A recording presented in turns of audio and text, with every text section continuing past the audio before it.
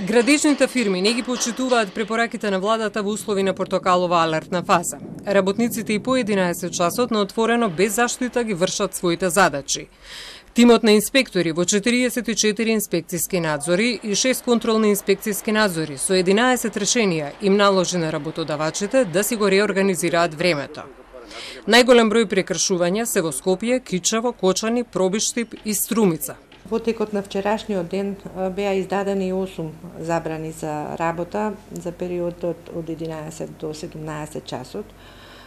После тоа се направи контролен инспекциски надзор кај тие работодавачи кај што им беше дадено забрана за работа и беше утврдено дека ја почитуваат забраната за работа, дека не работат.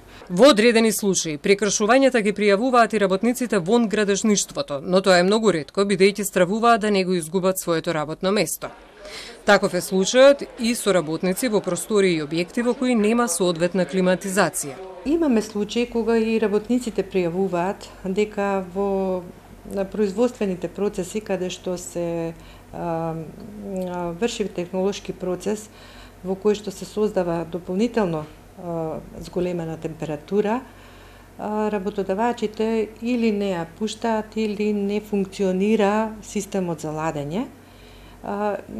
И ние ги забележуваме и нормално праќаме екипи веднаш да ја проверат состојбата кај работодавачите.